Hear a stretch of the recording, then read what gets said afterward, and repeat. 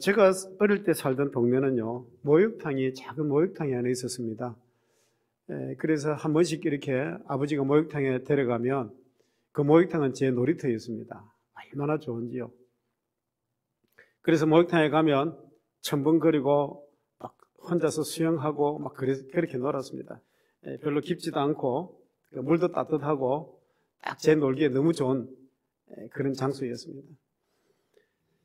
너무너무 재미있게 그렇게 텀벙거리고 그러면 물이 밖으로 막 튀어나갑니다. 튀어나가면 그 목욕탕 관리하시는 분이 들어와가지고 막 야단을 칩니다. 야냥 그러면서 그러면 또 쫓아마 있다가 나가고 나면 또 놀다가 하여튼 어릴 때 그렇게 놀았습니다.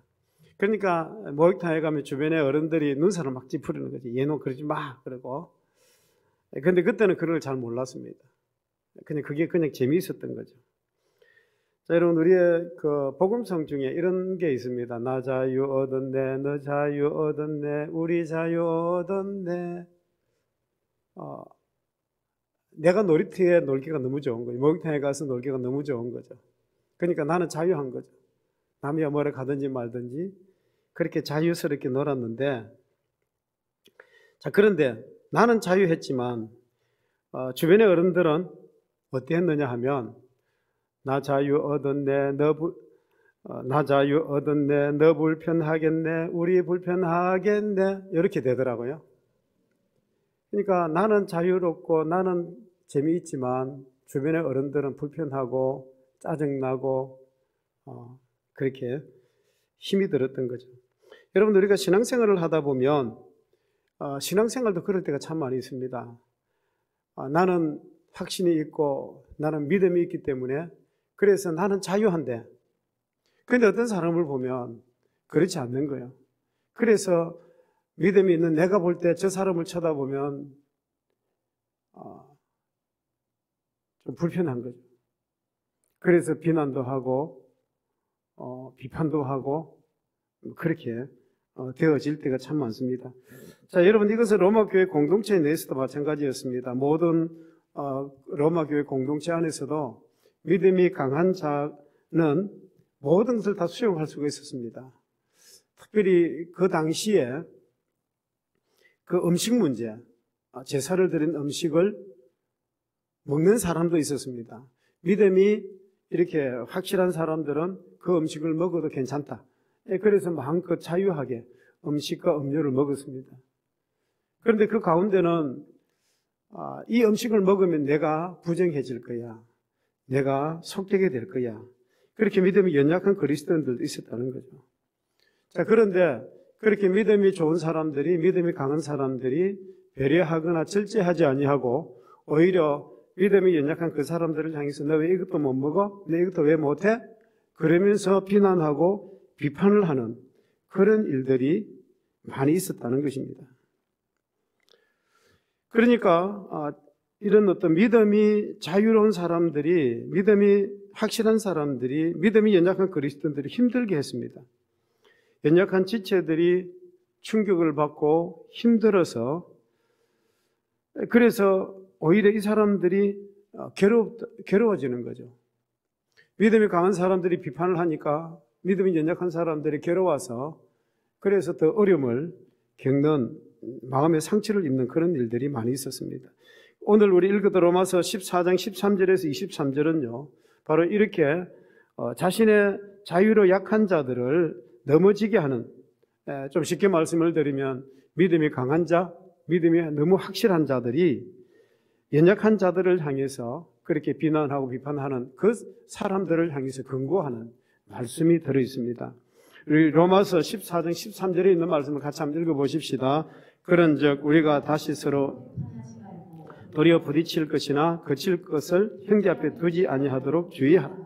자, 여기 그런즉 이렇게 시작을 합니다. 이 그런즉이라고 하는 말은 로마서 14장 10절에서 12절에 이미 이런 말씀을 하셨습니다. 그게 뭐냐 하면 우리 각자가 하나님의 심판 앞에 서게 될 것이기 때문에, 그래서 섣불리 다른 사람을 비난하거나 비판하지 말라, 이렇게 말씀을 전제로 합니다. 그런즉 우리가 다시는 서로 뭐 하지 말고 비판하지 말고. 왜냐하면 우리 각자는 개별적으로 예수 그리스도의 부름을 받은 사람들입니다. 예수 그리스도의 종으로 부름을 받은 사람입니다. 그러기 때문에 우리는 서로 비판하지 말아야 된다는 것입니다. 그 이유가 뭐냐 하면 비판하고 그 사람을 판단하는 것은 주인의 몫이지 우리의 몫이 아니기 때문에 그렇습니다. 주인이 판단할 것이지 우리가 판단할 것이 아니라는 거예요. 또 마음에 들지 않는다고 그가 가는 믿음의 길 앞에 부딪힐 것이나 그칠 것을 두지 않도록 주의하라 이렇게 말씀을 합니다. 자, 거기 13절의 말씀을 다시 보십시다. 이렇게 말씀을 하죠. 하반절에 보면 비판하지 말고 도리어 부딪힐 것이나 그칠 것을 형제 앞에 두지 아니하도록 주의하라. 그러면 여기 부딪힐 것이 뭡니까? 부딪힐 것은 장애물입니다. 그칠 것은 뭡니까? 그치는 것은 바로 걸림돌입니다. 그러니까 그런 연약한 자들 앞에 장애물을 두고 걸림돌을 두어서 그들에게 넘어지지 않도록, 그들이 그런 어떤 시험에 들지 않도록 그렇게 하라는 거죠. 여러분, 오늘날 많은 사람들이 예배를 드리되 믿음의 공동체에 들어가는 것을 참 꺼려하는 분들이 많이 있습니다. 혹시 그 공동체 안에 들어갔다가 내가 시험 들지 않을까? 또 어떤 사람은 내가 그 안에 들어갔다가 내가 시험이 들어서 내가 상처를 받아서 그래서 나는 그런 데 들어가기 싫어. 그냥 내 혼자 예배만 드리면 되는 거지. 사실 이런 분들이 많이 있습니다. 왜냐하면 그분들은 이렇게 공동체 안에 들어가서 중간중간에 이런 부딪히는 거나 그치는 것들이 있었기 때문에 오히려 믿음이 있는 자들이 앞에 선 자들이 그런 장애물을 걷어주고 그치는 것을 이렇게 없애줘야 되는데 그러지 않고 그대로 놔주다 보니까 이 사람들이 그 속에 들어가서 다 넘어졌던 거죠. 그러니까 이런 사람들이 그 속에 들어갔다가 다시 회복하는 것은 굉장히 긴 시간이, 오랜 시간이 걸립니다. 그만큼 충격이 크다는 거죠. 그래서 형제 앞에 그칠 것을, 부딪힐 것을 두지 아니하도록 주의하라 그랬습니다. 이게 주의하라고 하는 단어는 뭐냐 하면 결심하라, 결단하라는 것입니다. 다시 말하면 연약한 지체가 넘어지는 일이 없도록 하겠다는 단호한 결심을 하라는 말입니다. 자, 여러분, 음식 문제와 절기 문제는요, 이게 우리 하나님이 지으신 것입니다. 창조적 신학의 문제로 보면 아주 명백해집니다. 로마서 14장 14절 같이 읽겠습니다. 내가 주 예수 안에서 알고 확신하노니 무엇이든지 스스로 속된 것이 없으되 다만 속되게 여기는 그 사람에게는 속된이라 그랬습니다. 자, 여러분 보십시다. 그리스도 예수 안에서 무엇이든지 스스로 속된 것이 없다? 그리스도 안에서 하나님이 창조하신 그 모든 것들은 하나님 보시기에 좋았더라 그랬습니다. 하나님 보시기에 너무너무 아름다웠던 거죠.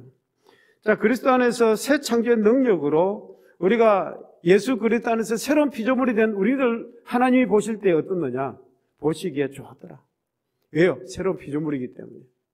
새로운 피조물이기 때문에. 이것도 고스란히 그대로 적용이 되는 것입니다. 그래서 예수님도 당시에 음식과 관련된 정결 규례를 목숨 걸고 지키던 바리새인들에게 이렇게 말씀을 합니다. 뭐라고요? 마가복음 7장 15절에 이렇게 말씀을 합니다. 같이 읽어보십시다. 무엇이든지 밖에서 사람에게 들어가는 것은 등이 사람을 더럽게 하지 못하되. 자, 이런 믿음으로 먹는 이들에게 아무 문제가 없습니다. 여러분, 하나님이 지으신 모든 창조물은요, 너무너무 아름답고 좋은 거예요. 선한 겁니다. 더러운 것이 하나도 없습니다. 그래서 밖에서 안으로 들어가는 것은 다 깨끗한 것입니다. 자, 그러나 예외적인 경우도 있었습니다. 예외적인 경우가 뭐냐 하면 그 유대인의 간섭에 오랫동안 배어 있는 사람이 있었습니다. 그러니까 이 사람들은 내가 예수를 믿기는 믿는데 항상 그 마음에 뭐가 있느냐? 제사드린 음식을 먹으면 내가 부정하게 되는데, 내가 속되게 되는데. 자, 이런 어떤 유대적 그리스도인들이 있었다는 거죠. 그래서 로마서 14장 14절 같이 한번 더 읽어보십시다. 내가 주 예수 안에서 알고 확신하노니 무엇이든지 스스로 속된 것이 없으되 다만 속되게 여기는 그 사람에게는 뭐 하다고요? 속되게 여기는 사람에게는 속되다는 것입니다. 자, 여러분 무슨 말이냐 하면 머리로는 그리스도 안에서 정죄함이 없다. 잘 알고 있습니다. 자, 그런데 내 마음속에 이 오랜 어떤 간섭 속에 살다 보니까 마음속 깊은 곳에서는 심리적인 거부감이 일어납니다. 이걸 먹으면 내가 부정한 사람이 되는데, 내가 속된 사람이 되는데. 자, 그런 마음이 있다는 거죠. 그런데 그런 성도의 내면에 존재하는 율법적인 정서로 인한 심리적인 연약함을요, 바울은 뭐라고 하느냐 하면 인정하라는 거죠. 바울은 인정하라는 것입니다. 여러분, 사람은요, 알기는 다 압니다. 알지만은 실제로 내 행동은 그렇게 안 될 때가 굉장히 많은 거예요. 자, 여러분, 놀이동산에 가면 롤러코스터가 있습니다. 롤러코스터 타면 올라갔다 내려갔다 확 떨어집니다. 타고 내려와도 안 죽는 줄 압니다. 그런데 그걸 타는 순간 딱 죽는 사람이 있습니다. 어떤 사람입니까? 제 같은 사람이에요. 타면 거기에 푹 숙이고 그런데 내리면 사람이 말짱 살아있는 거예요. 타도 안 죽는 줄 압니다. 근데 타는 그 순간 죽는 거예요, 그냥. 아무것도 안 보이는 거예요. 근데 어떤 사람은 그거 타고요, 오히려 막 쳐다보고 사진 찍고 있는 사람이 있습니다. 그러니까 정서적으로는 아는데 심리적으로 이게 안 되는 사람들이 있다는 거죠.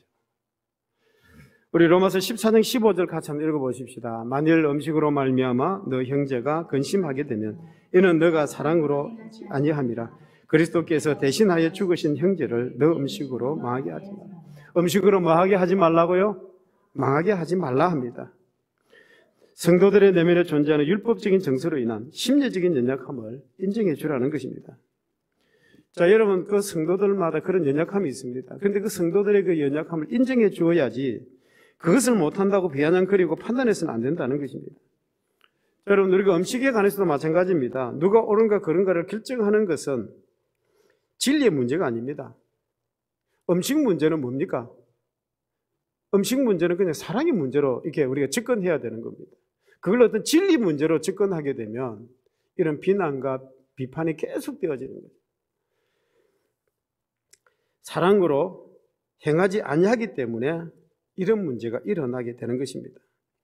자, 그런데 여러분 보십시다. 내가 그 사람을, 그 음식 문제 때문에 고민하는 그 사람을 내가 사랑하기 이전에 벌써 사랑하신 분이 계십니다. 누굴까요? 예수 그리스도께서 십자가에 돌아가셔서 그 예수님께서 내가 사랑하기 이전에 이미 그 사람을 하나님이 사랑하셨습니다. 이미 예수님께서 사랑하신 그 사람, 하나님이 사랑한 그 사람을 내가 그 사람을 어떻게 대해야 될까요? 사랑으로 대해야 된다는 거죠. 연약하지만 있는 모습 그대로 그리스도께서 그 지체를 위해서 아낌없이 자기의 생명을 내어주신 그 사랑, 우리는 있는 모습 그대로 그렇게 받아주고 사랑해야만 되는 것입니다. 믿음이 강한 우리가 사랑으로 지체를 받아주지 못하고 비판하다 보면 결국 그 사람은 어떻게 될까요? 믿음에서 떠나게 되는 것입니다. 예수 그리스도를 떠나게 되는 것입니다. 결국은 교회라고 하는 공동체를 떠나는 사람들이 있습니다. 자, 믿음이 강한 자들이 음식에 대해서 갖고 있는 그 확신이 있습니다. 그런데 그 확신은 뭐라고 합니까?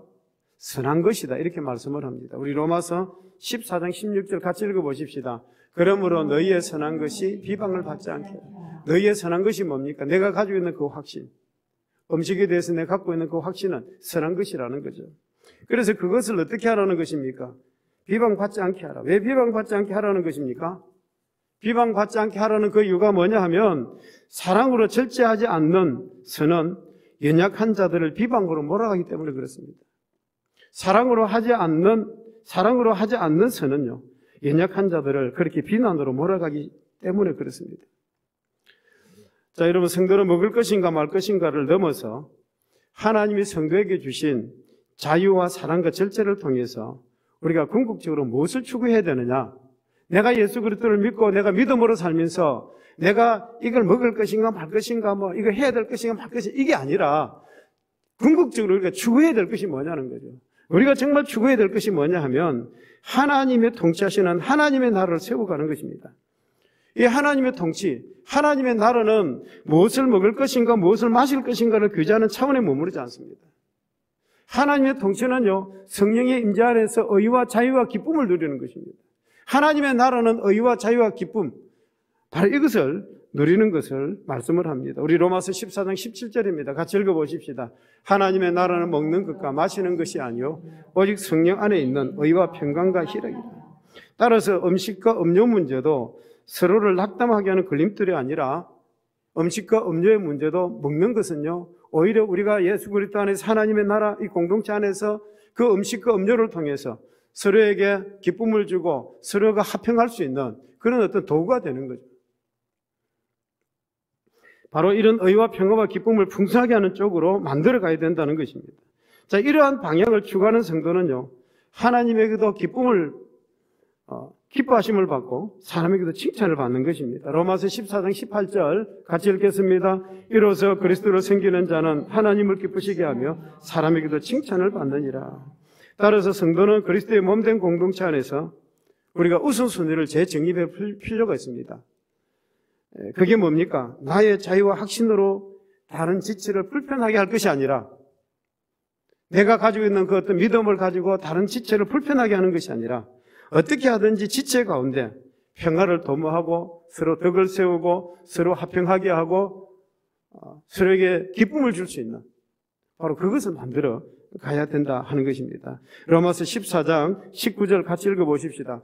그러므로 우리가 화평의 일과 서로 덕을 세우는 일을 힘쓰나니 그랬습니다. 여기 덕을 세우는 일을 그랬는데 이게 헬라어 원문은요 무슨 뜻이냐면 집을 세우는 것입니다.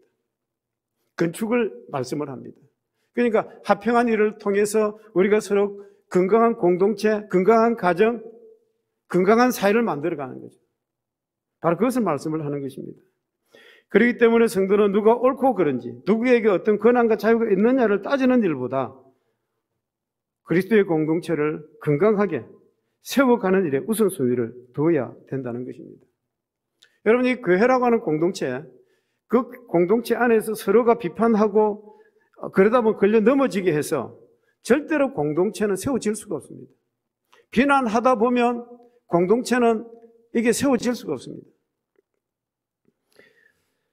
우리를 통해서 시작된 하나님의 통치가 어떻게 나타나야 되느냐? 의와 평강과 기쁨으로 풍성해져야만 되는 것입니다. 그래서 이렇게 볼 때 우리가 먹는 그 음식 문제, 그 다음에 음료 문제, 아주 작은 문제가 되는 것입니다. 자, 이런 것들을 가지고 하나님의 사업이 무너져서는 안 된다는 거죠. 우리 로마서 14장 20절 말씀 같이 읽어보십시다. 음식으로 말미암아 하나님의 사업을 무너지게 하지 말라. 만물이 다 깨끗하되 끓이김으로 먹는 사람에게는 악한 것이다. 자, 여기서 하나님의 사업이 뭡니까? 여기 하나님의 사업이 뭐냐면 바로 하나님의 일입니다. 하나님의 일. 자, 이것은 예수 그리스도의 피로 사신 교회 전체를 창조하는 하나님의 일을 말을 하는 것입니다. 우리가 하나님의 일을 하는 데 있어서 어떻게 해요?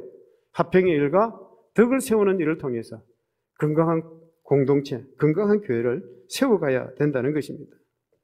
그리스도의 몸을 이루는 지체를 근심하게 해서 넘어지게 하는 일이라면 차라리 그것을 먹지 않는 것이 더 낫다.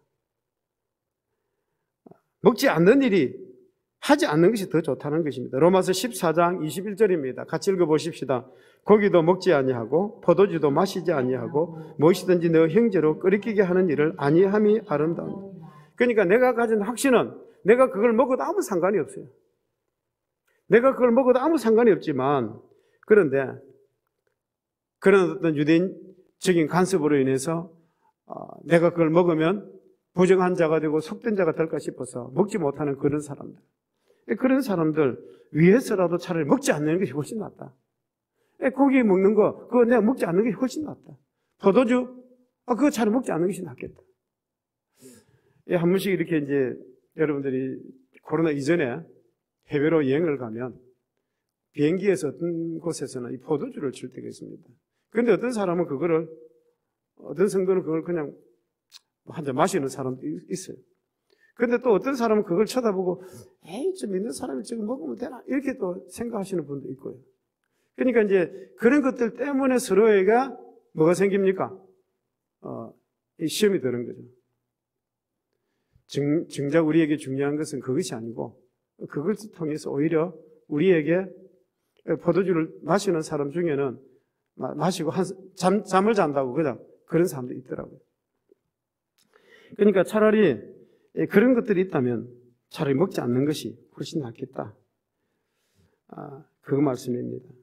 우리가 남을 비판하다 보면 결국 남의 하인을 비판하는 사람에 관한 비유 말씀과 비슷한 겁니다. 우리 로마서 14장 4절에 보면 이런 말씀이 있습니다. 같이 읽어보십시다. 남의 하인을 비판하는 너는 누구냐? 그가 서 있는 것이나 넘어지는 것이 자기 주인에게 있으며 그가 세움을 받으리니 이는 그를 세우시는 권능이 주께 있습니다. 남의 하인을 주제넘게 비판하는 일은 뭘 빼앗는 겁니까? 남의 주인의 권리를 주장하는 일과 똑같다는 것입니다. 그러니까 남의 하인에 관해서는 주인이 할 일이지 내가 할 일이 아니라는 거죠. 주인이 아니면 모든 판단을 내려놓고 그냥 겸손하게 하나님께 맡기면 되는 거죠. 하나님 알아서 하십시오. 그러면 되는 것입니다. 이게 바로 지혜로운 태도라는 것입니다. 마찬가지로 음식 문제에 관한 판단도 우리가 주제넘게 참견할 일이 아니라 모든 판단을 주님께 맡기고 겸손하게 나의 생각을 내려놓아야만 되는 것입니다. 그리고 연약한 성도의 연약함을 우리가 인정해주고 있는 모습 그대로 우리가 받아주어야만 된다는 것입니다. 다만 내게 그런 확신이 있다고 하면 나는 그 확신을 따라서 내가 그냥 믿음 생활, 신앙생활 잘하면 되는 거죠. 그냥 내 신앙을 가지고 다른 사람이 너무 강요하다 보면 결국 그 사람이 어떻게 해요? 넘어지는 거죠. 시험 들게 되는 것입니다. 그렇다면 차라리 시험 들지 않도록 하지 않는 편이 낫다는 것입니다. 오히려 둘 사이 머뭇거리다 보면 오히려 그리스도 안에서 허락된 자유를 누리지 못하는 경우도 굉장히 많습니다. 그래서 사도 바울은 이렇게 말씀을 합니다. 믿음을 따라 하지 않는 것은 죄다. 이렇게 말씀을 합니다. 우리 로마서 14장 23절 같이 읽어보십시다. 의심하고 먹는 자는 정죄되었나니 하지 아니했기 때문이라. 믿음을 따라 하지 아니하는 것은 다 죄니라. 다 죄다 그랬습니다. 믿음을 따라 하는 것은 죄가 아닙니다. 제가 이렇게 전도를 하다 보면요, 주변에 교회를 나가다가 안 나가시는 분이 많이 있습니다. 스스로 이렇게 말합니다. 나 가난한 성도라고. 그래서 그분을 전도를 하다가 이렇게 보면 자기 이야기를 합니다. 그 이야기를 듣다 보면 대체로 이런 이야기들입니다. 교회 안에 소위 믿음이 강한 사람들에게 상처받았던 이야기를 많이 합니다. 그래서 나는 그 사람 때문에 교회를 못 나가겠다. 그 사람이 있어서 내가 참 신앙생활하기 힘든다. 이렇게 말하는 경우들이 참 많습니다. 공동체 내에서 자신의 믿음의 확신으로 나는 이렇게 믿는다. 그러니까 너도 이렇게 믿어야 돼. 이렇게 너무 강하게 주장을 하다 보니까 결국 그 사람이 넘어지더라는 거예요. 여러분, 교회 안에 참 그런 일들이 많습니다. 일일이 다 설명을 못 하겠지만 하여튼 교회 안에 그런 일들이 많이 있습니다. 자, 그런데 결국은 뭐냐 하면 연약한 사람들은 그런 믿음의 어떤 강한 사람들, 그런 또 확신을 가진 사람들 틈바구니에서 견디지 못하고 결국 믿음에서 어떻게 이탈하게 되는 거예요. 나갈 수밖에 없는 거죠. 자, 여러분, 그래서 교회 안에서 우리가 참 조심을 해야 됩니다. 교회 안에서 참 내가 정말 그 사람을 사랑한다고 하면 그런 말을 하지 말고 기다려줘야 되겠죠. 제 같은 경우도 참 성도님 한 분 한 분을 보면서 가서 저도 좀 이렇게 말을 좀 직설적으로 하는 편인데 가서 딱 어떤 데는 하고 싶은 말이 있어요. 근데 안 하고 참는 경우들이 많이 있습니다. 왜냐하면 내가 그 말을 하면 도로 넘어질까 싶어서, 시험 들까 싶어서. 어느 교회에 이런 일들이 있었습니다. 어떤 자매가 결혼을 했는데 그 아버님이, 시아버님이 목사님이셨습니다. 그러니까 목사님의 가정에 시집간다고 얼마나 좋았겠습니까? 그래서 가서 참 열심히 봉사도 하고 헌신도 하고 그리 했습니다. 자, 그랬는데 하여튼 이 자매가 너무 하다 보니까 열심히 하다 보면 너무 힘이 들어서 시아버지를 만나서 아버님, 제가 요거는 이런 거 좀 내려놓으면 싶습니다. 좀 쉬고 싶습니다. 결혼해서 자녀도 이제 이렇게 키우고 가정도 돌봐야, 남편도 돌봐야 되고 일이 많잖아요. 그러니까 내가 너무 힘이 들어서 좀 내려놓으면 어떨까요? 하고 말씀을 드렸더니 그 시아버지 되는 목사님이 이렇게 말씀을 합니다. 야, 뭐 그 정도 왜 못나냐? 그러면서 내가 믿음이 약한 탓이라 그러면서 내일부터 당연 새벽기도 나와서 열심히 더 기도해. 그러는 거예요. 그러니까 시아버지한테 오히려 저를 조금 자유를 좀 주셨으면 이렇게 말씀을 드렸는데 오히려 이제 무거운 짐을 더 지게 된 거예요. 그래서 그래도 또 새벽기도를 나갑니다. 나가는데 어느 날 남편이 병이 들어서 병원에 입원을 했습니다. 그날도 남편을 돌보느라고 병원에서 늦게까지 있다가 집에 와가지고 새벽기도를 못 나갔습니다. 한 번 못 나갔는데 또 두 번 못 나고 세 번 못 나고 시아버지한테 전화가 왔습니다. 야, 며느라야 왜 새벽기도 못 나왔냐? 아버님 이래 갔습니다. 내가 믿음이 약한 탓이야. 더 열심히 나와야지.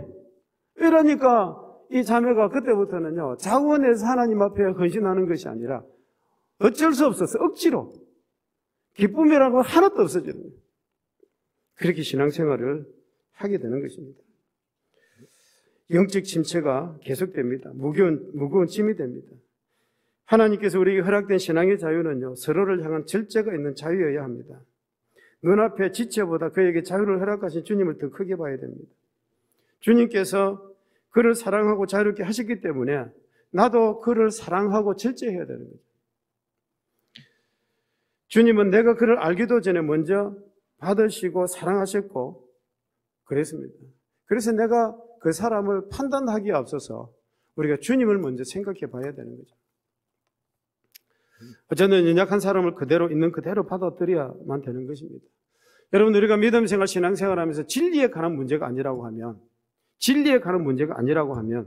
웬만한 일은 서로를 받아들이고 서로를 품어줘야 됩니다. 참 이 교회 안에서 있다 보면요, 참 사람들이 말을 함부로 하는 경우들이 정말 많습니다. 제가 어떤 자매를 이렇게 등을, 야, 잘해봐, 열심히 해, 등을 툭툭 쳤습니다. 근데 그것이 목사님이 그 자매를 때리더라, 이렇게 이야기가 돌아서 들리는 거예요. 그러니까 우리가 말을 참 조심해야 되는 거예요. 자, 여러분, 사소한 일에 자신이 옳다고 가신하다 보면 결국 공동체가 힘이 들어집니다. 여러분, 이 교회는요, 건강한 공동체를 만들어 가야 돼요. 우리가 2022년도 한 해를 보내면서 어떤 우리가 공동체를 만들어 가야 될까요? 교회를 만들어 가야 될까요? 의와 화평과 기쁨이 있는, 그렇게 해서 우리가 서로 덕을 세우고 교회를 세워가는 그런 공동체를 우리가 만들어 가야 될 것입니다. 여러분, 다시 한번 기억하십시오. 믿음이 괜찮다고 칭송받는 나의 확신을 너무 강하게 주장하다 보면 연약한 지체에게 상처를 주는 일이 더 큰 문제입니다. 자, 우리의 궁극적인 사명은요, 주님의 몸된 교회를 아름답게 세워가는 일입니다. 주님의 건강한 공동체를 우리가 세워가는 일이 우리의 우선순위입니다. 그렇다고 하면 상처와 비판 가운데 있는 공동체는 절대로 세워질 수가 없습니다. 하나님의 나라, 하나님의 통치는 뭐라고요? 의와 기쁨과 평강이라. 이런 교회를 우리가 세워가야만 되는 것입니다. 그럴 때 주님의 교회가 세상 가운데 더 아름다운 빛을 발하게 되고 소금의 역할을 감당할 수가 있습니다. 이전에 화평과 덕을 세우는 일에 우리가 힘썼는지 한번 돌아보시고, 이제는 우리가 서로의 지체들을 향해서 겸손하게 서로 절제할 수 있는 여러분들이 되시고, 건강한 그런 화봉교회 공동체를 세워갈 수 있는 저와 여러분들이 되시길 주의 이름으로 축복합니다.